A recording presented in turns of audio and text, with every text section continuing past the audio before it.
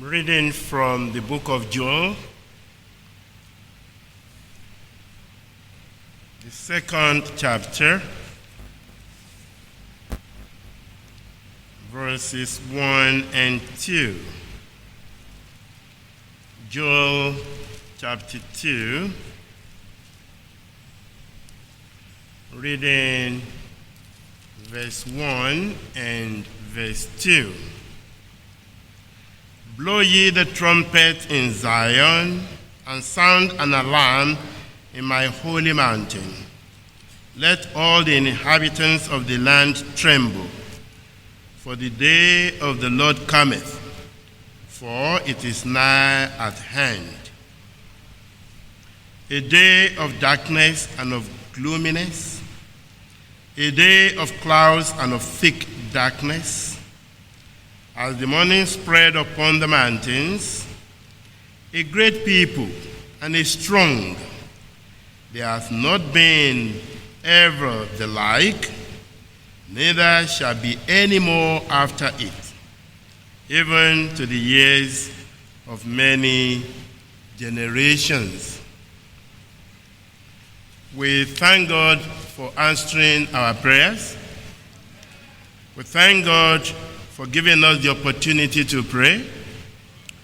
We thank God for the confidence we have in Him that with all that is going on around us, we have only one weapon, and that is prayer, which we have been using, and the Lord has been answering. We return to Him all glory, honor, and praise. In all that is going on around us, and as we have called for special prayers as a church, and we have responded positively to that, expecting God to move and perform miracles and surprise us. And the Lord is going to do that. We just have that strong confidence in Him that He will answer our prayers.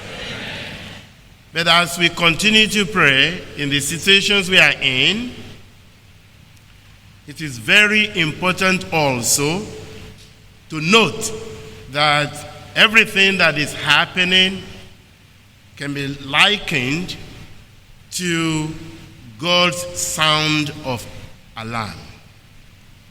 There is an alarm that is going on. And God wants His children, as much as we would like to be engaged in praying in this current situation we are living in right now, I believe God wants to point our attention also to the fact that with everything going on, it is a sound of an alarm. That alarm is not smoke alarm. That alarm is not that of an intruder. That alarm is not panic alarm. It is a real alarm of something that is about to happen. And that can happen any moment from now. And that is the second coming of Jesus, the end of this current world, or even the taking away, if God wills, one by one of the bride of Christ. Whichever way the Lord will make that to happen. But more importantly, we want to pay attention to the fact that God is sounding an alarm. God is saying something is about to happen, and something will happen as far as this world is concerned. With the problem that we have in our country, in Nigeria, God will solve the problem. God will answer our prayers. But more than that is the alarm of God that is sounding so clear, very clear, that we can see even in the Bible that God is talking. God is saying something. May we hear what the Lord is saying.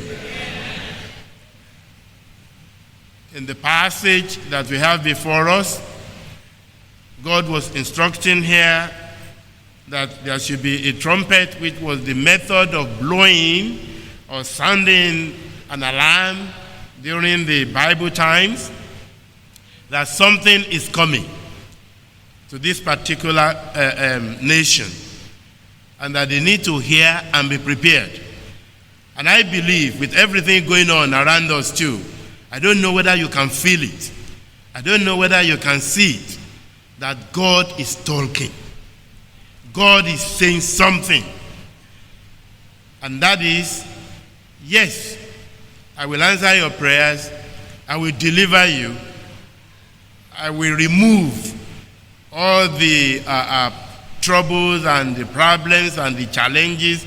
I will do that, but more importantly, pay attention to my alarm. I have my alarm system. I don't know whether you've seen some of this alarm system. In my former station, back in our church, we have this installed, and many times the alarm is connected to the police station. When the alarm, when it goes off, and then the police will turn and they show up, and eventually the door will be opened, they will check around, and they will find that this is false alarm. I think we did that for some time, about 2 or 3 times.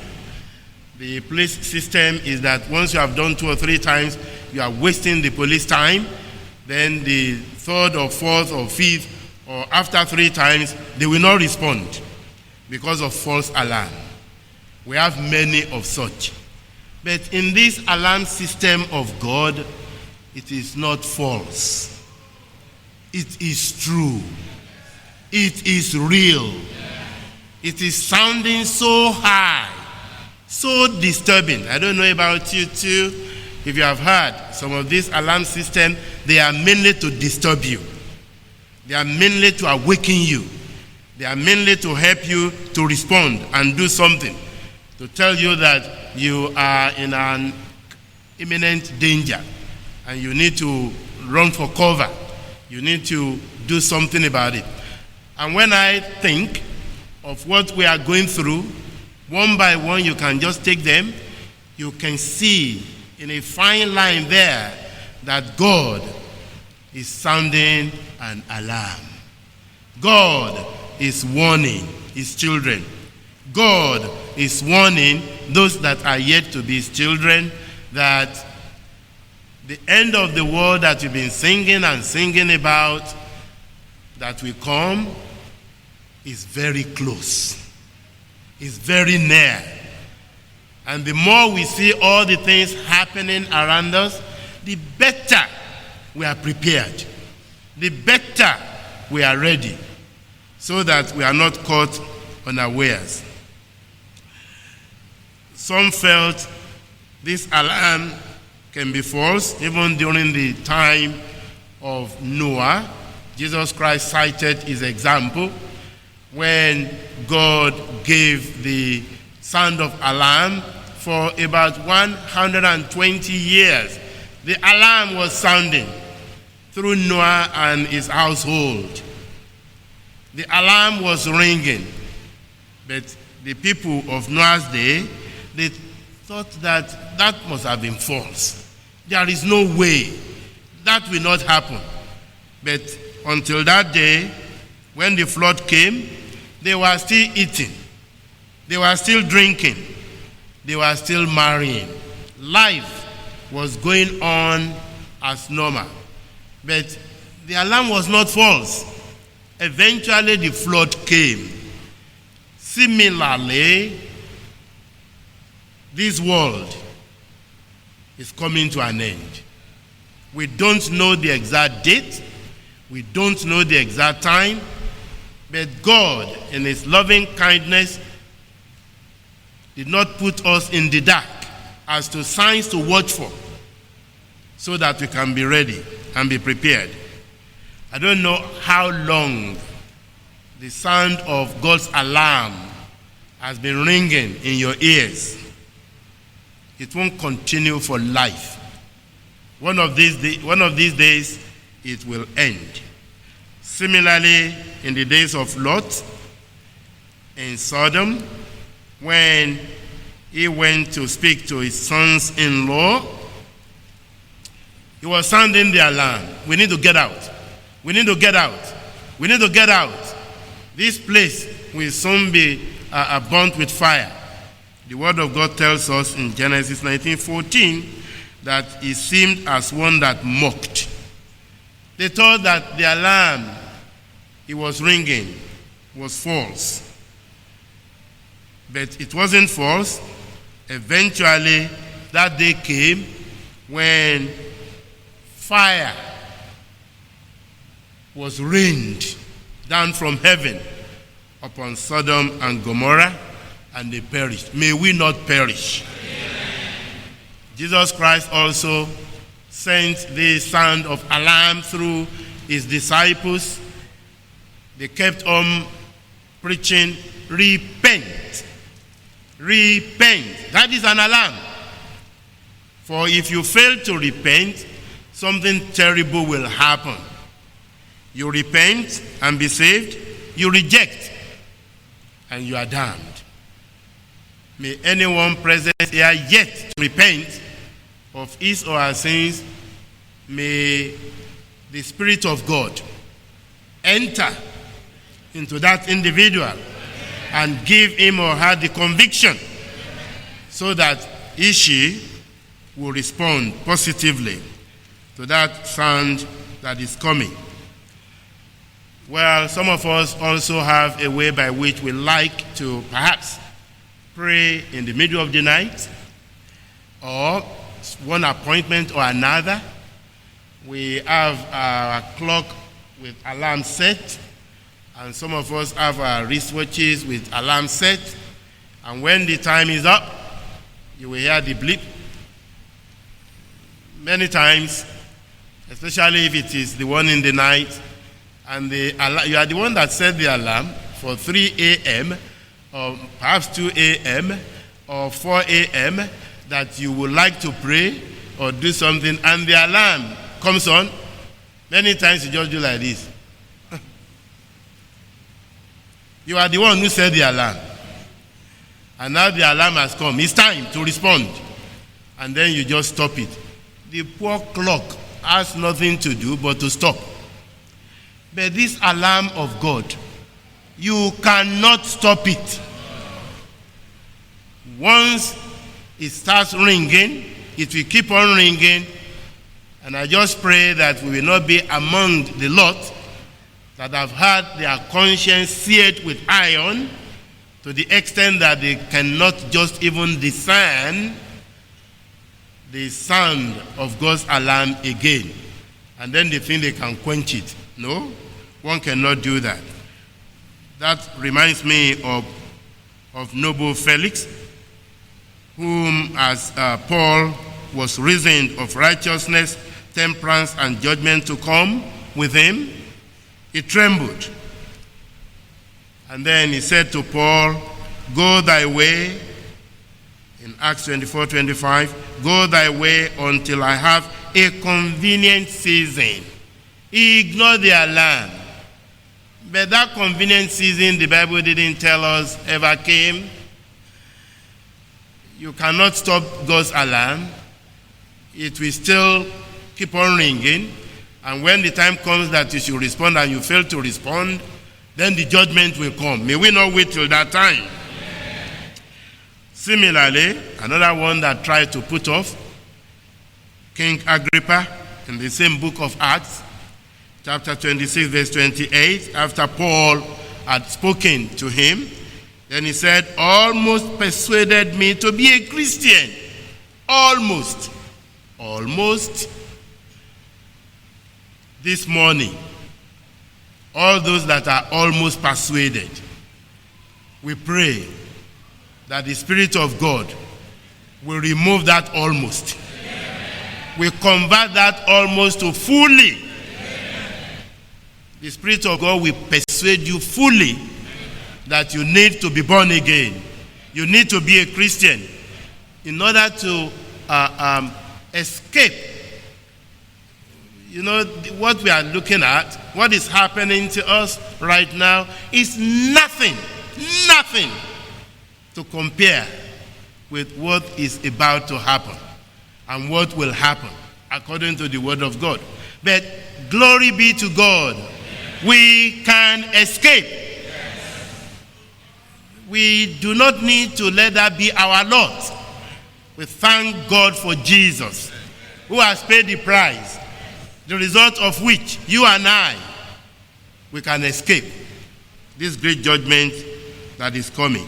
Jesus Christ also, in Matthew, the 11th chapter, verse 16, says that we have piped and you have not danced. That piping, you can liken it to, we are telling you, we are giving you the sound of alarm that you need to respond to. And when you are thinking it is false, one of these days, you will say that it is not false.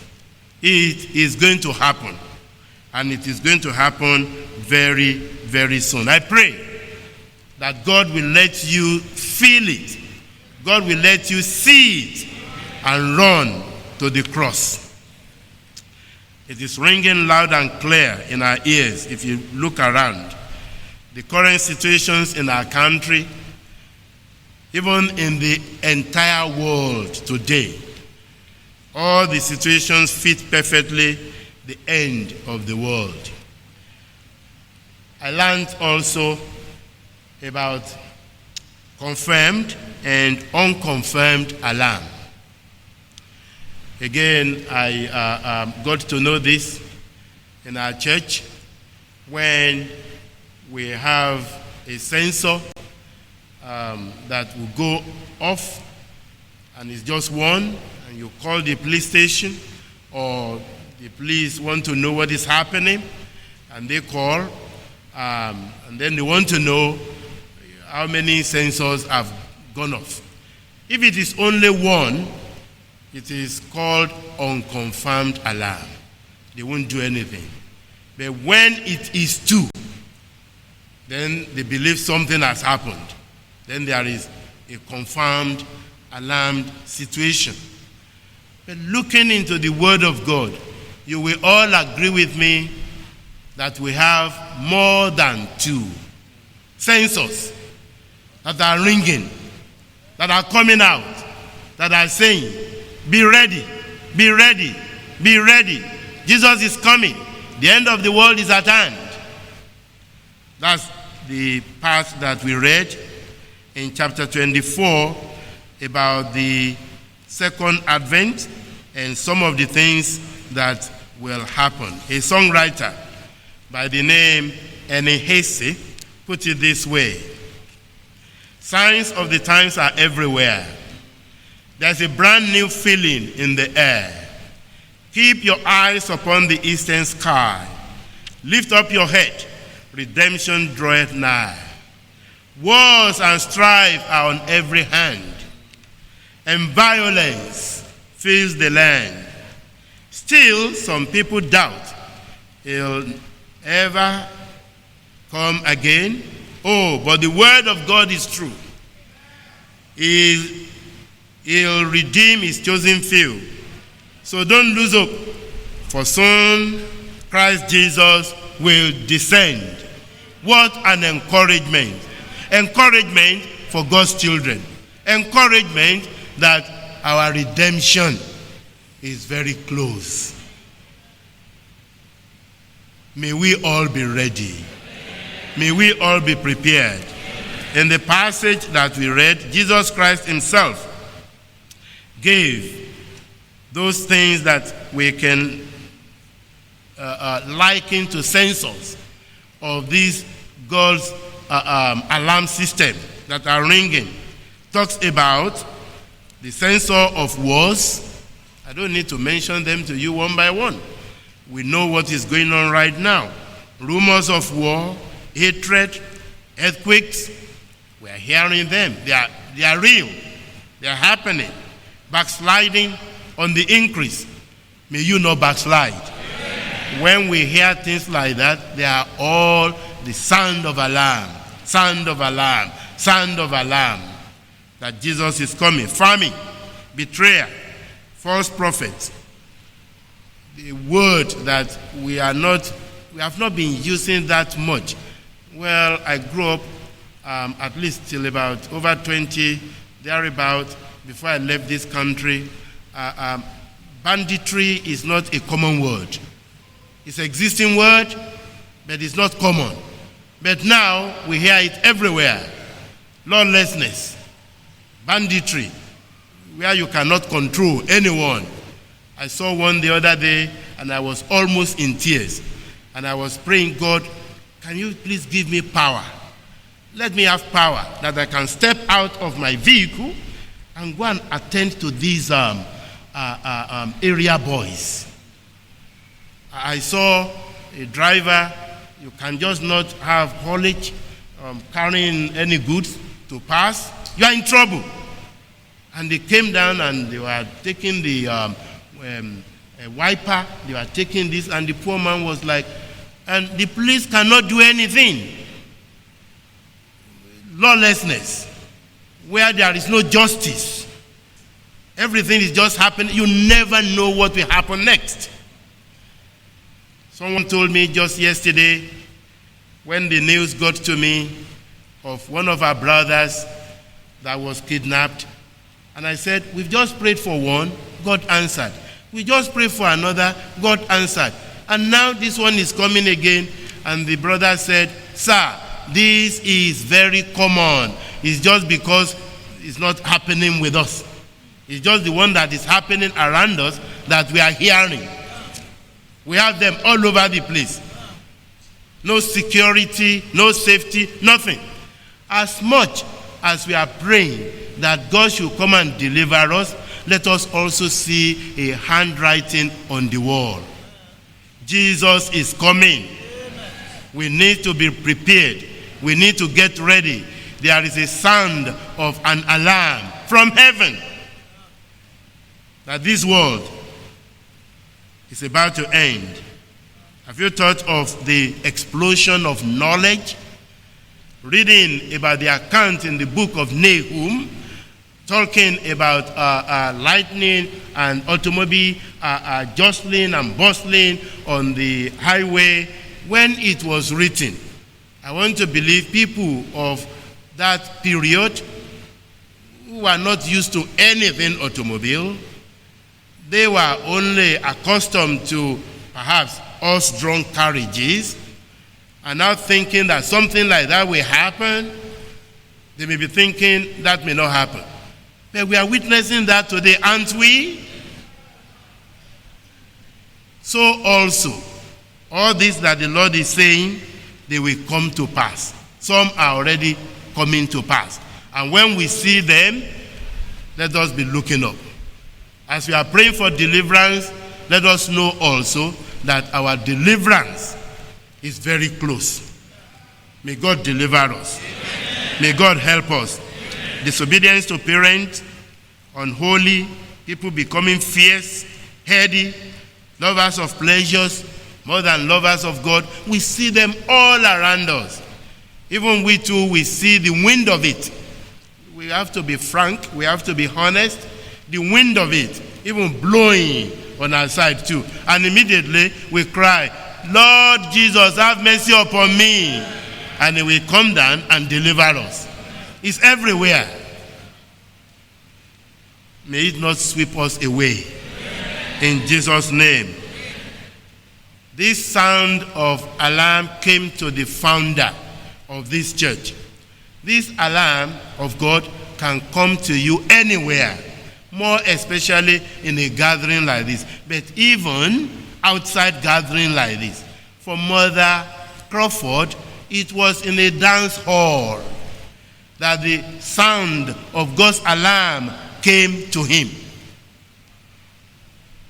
In our own testimony, when she heard of that alarm from heaven, she stopped dancing and she was looking around Who was talking? No one.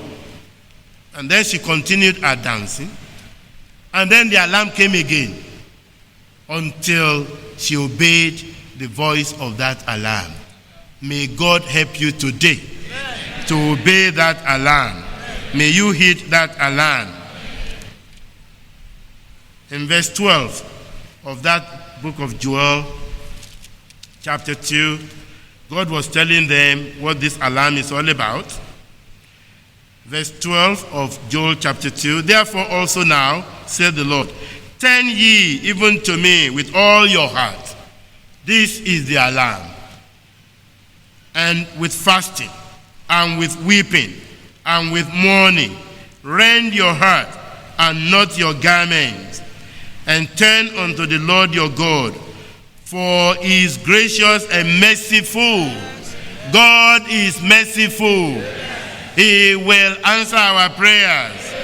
He is slow to anger, and of great kindness, and repenteth him of the evil.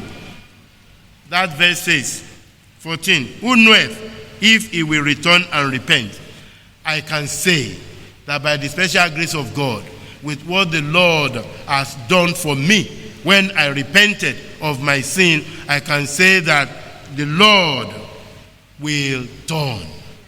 When we turn, the Lord will turn. When we repent, when it says here God repents, it's not talking of the kind of repentance that you and I would do. It means God decided to change his mind. You will die. You are a sinner. Then you confess your sins, and God then repents by saying, you are not going to die again. God will repent over us. He will turn everything around for us in Jesus' mighty name. And he will leave a blessing behind him. Then in verse 15, it re-echoed what he's talking about this alarm system to gather the people. Verse 16, sanctify the congregation. Verse 17, let the priests, the ministers of the Lord, weep between the porch and the altar. And let us say, spare thy people, O Lord. Give not thine heritage to reproach, that the heathen should rule over them. Wherefore should they say among the people, where is their God? May we cry to God like this today. And the Lord will answer our prayers. He will save us. He will deliver us. He will set us free. He will make us ready. Then the answer from verse 18. Then will the Lord be jealous for Nigeria in the name of Jesus, and pity the Nigerians in the name of Jesus. The Lord will answer and say unto his people, behold, I will send you corn. This famine will end in the name of Jesus. It is God that will do it after we have responded positively to his sound of alarm. I will send you corn and wine and oil, and ye shall be satisfied therewith. And I will no more make you a reproach among the heathen. 20, I will remove far off from you the northern army, and will drive him into a land barren and desolate. If you read chapter 1 of this account in the book of Joel, you will see that God himself sent this northern army. They were inconquerable. They were so powerful that there is nothing they can do to conquer them. But God is saying, I sent them. I will look after them. I will stop them. And all we are going through, God knows about them. And when God's time strikes, he will stop them. He will stop it in his own way, by his own method, in Jesus' name. Verse 21, fear not, O land, be glad and rejoice, for the Lord will do great things in Nigeria, in your home, in your family, in your life, if we respond positively to God's sound of alarm. This is what the Lord is saying that I will do. Then let's move to verse 24. And the floor shall be full of wheat, and the vat shall overflow with wine and oil. And I will restore to you the years that the locust hath eaten, the cankerworm, and the caterpillar, and the palmer worm, my great army which I sent among you. In that chapter 1, when these armies that God sent started coming one by one, beginning with palmer worm, after they have devoured the land, they left a remnant. And as people were thanking God, that thank God the palmer worm did not finish everything, thank God there was a remnant left, you know what happened? The locust came. And as the locust finished, part of what was left, and they were again, perhaps, thanking God, oh, praise God. Oh, the locust didn't now reduce everything to nothing. Before they know it, the cankerworm came. And then after the cankerworm, the caterpillar. Until they had nothing left. We thank God. Somebody was conducting our prayers during the course of the week. Many things caught my attention. God bless all our conductors, the word of God and the encouragement to pray. One of them said that the fact that we can even still come to church, let us thank God. The fact that we can still have something to eat, let us thank God. Yes, there is no money. Yes, there is no food. But guess what?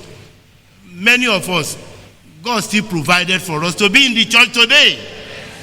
Glory be to God.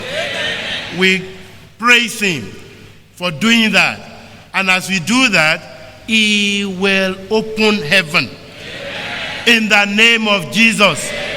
If we would decide and say, God, this is your alarm system, I want to respond to it. It's ringing so loud, it's disturbing me that I must do something about my life, about getting ready for heaven in terms of things that I would need to do. So God was telling them here, don't worry, I will restore. In the name of Jesus, God is going to restore during this period all that our people have lost. The businessmen, the workers, many people have even made redundant, and many other things that have happened as a result of the situation we are in. By the special grace of God, our time of restoration is very close. And ye shall eat in plenty and be satisfied, and praise the name of the Lord your God, and my people shall never be ashamed. Verse 28. And it shall come to pass afterward that I will pour out my spirit upon all flesh, and your sons and your daughters shall prophesy, your old men shall dream dreams, your young men shall see visions, and also upon the servant and upon the handmaids in those days will I pour out my spirit. The Lord can do that for us today. The spirit of repentance, the spirit of God is now all for you. I surrender to you. It's now all about you. The last verse says something. Whosoever shall call on the name of the Lord shall be delivered. For in Mount Zion and in Jerusalem, these are used interchangeably. I've been to these two locations, Jerusalem as a city, and a part of it that is called Mount Zion is all more or less the same area that God is commanding deliverance here. We want to say in Nigeria.